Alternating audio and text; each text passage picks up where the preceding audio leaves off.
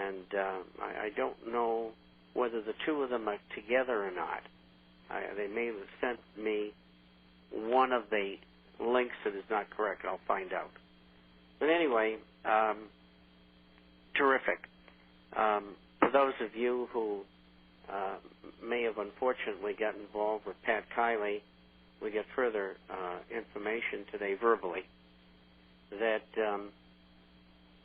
the Federal Bureau of Investigation has been called in by the attorney, main attorney who's handling the case for a group of people, and a small group that all know each other in a certain state. And also that I've received several emails, where are these people? And, of course, I don't know. And they certainly haven't contacted me, not after I got out about 100 people out of their deal, because I didn't like the way it smelled, among other things.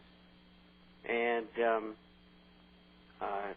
this Crown, whatever it is, over in Switzerland, which they had a financial relationship with, is bankrupt. And what was the other thing? And there's no news yet from the attorneys as to where the money is. There's a rumor floating around that these people might have had offshore accounts, and they may have spirited the money out of the country. I don't know that that's true. I don't know that they stole anything. I do suspect that they were investing unsuccessfully, and they committed fraud by not telling the people that their accounts weren't worth what they thought they were.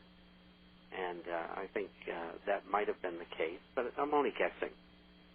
But, you know, when I took a look at several of those statements and matched them up about a year ago, more than a year ago, in May of last year, because people were complaining and to us, and, you know, what am I supposed to do?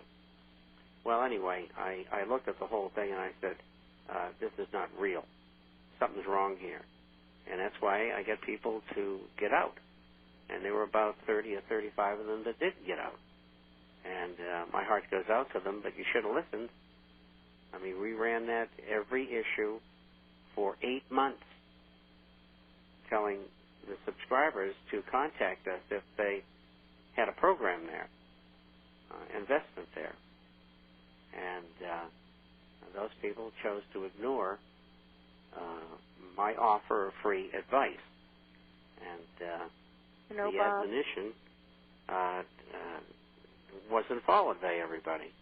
And I'm sorry that they didn't listen, but I'm very, very happy for the people who did. And we've had over 50 notes from people saying, gee, you know, thanks so much. You know, I would have lost my life savings of $1 million or $3 million or $600,000 or whatever. So I thank you, and it's my pleasure to have been of some help.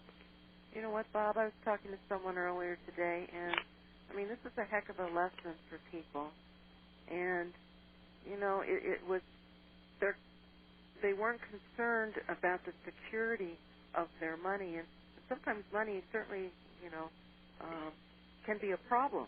But they were more interested in a fast buck, a bigger return, than really trying to conserve their wealth. And particularly in this time where you have, you know, and you can have a market swing big, and one, you know, people can be perfectly fine, and all of a sudden you can have a major swing in a market, and the next thing you know, what was positive was negative. So things are changing very rapidly in these times. And you can't let someone else handle your problems, and money can be a problem.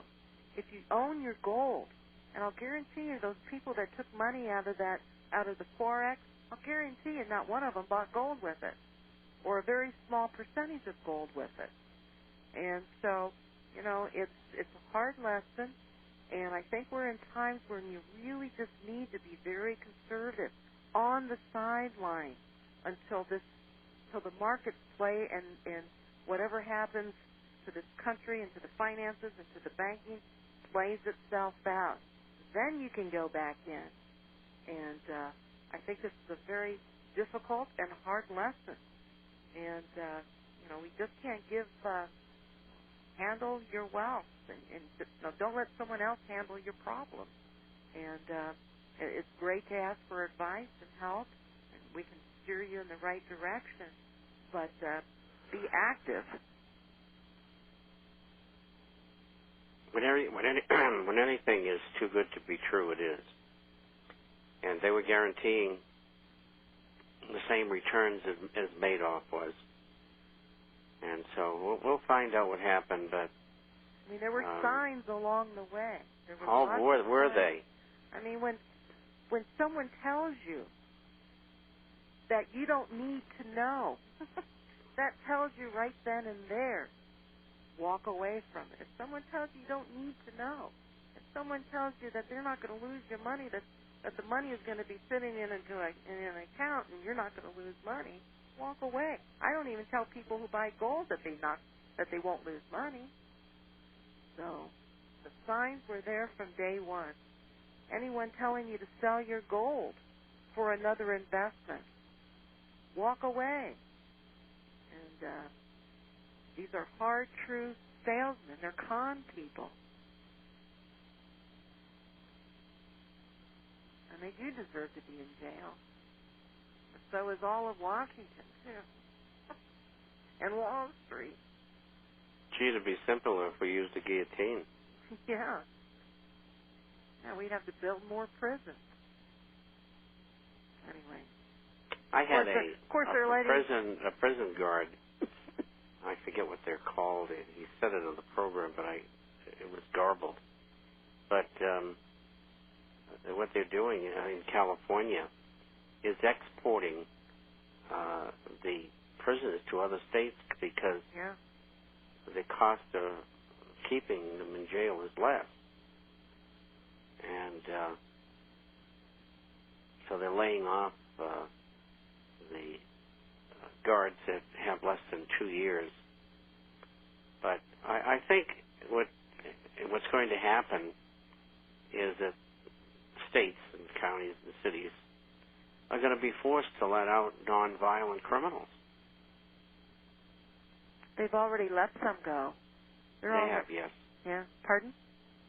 Yes, they have. You're right. So, if you can keep a watch on these people, like, through a what do they call a parole officer, if they can do that, then, you can keep them from, at least to an extent, keep them from recidivism. And you don't usually find that at the nonviolent level. So, that would probably be a way to do it. These long sentences are ridiculous. I mean, it costs the public a fortune, and it doesn't accomplish anything. I'm not saying that they should be deterrent. Of course they should.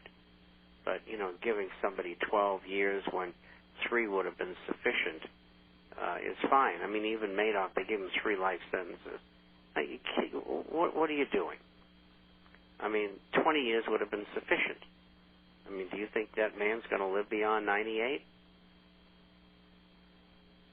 Oh, wait a minute, 103? I guess he's 73. And the answer is no. They give him 20 years. Why go through all this foolishness of 3 life sentences? I mean, who are we kidding? It's idiotic.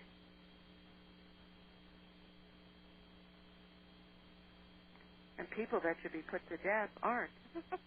That was one way to get rid of them, too. Well, when the economy gets sufficiently bad, and it will in time, it'll take a couple, 2 to 3 more years, maybe. And when it gets to that state, then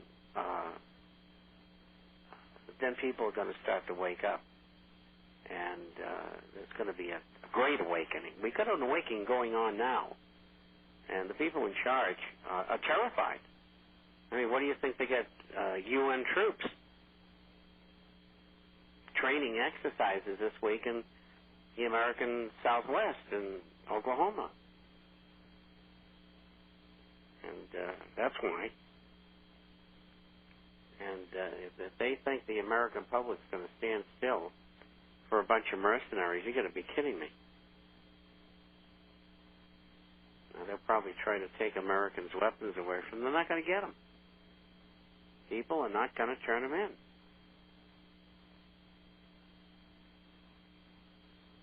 And they'll be all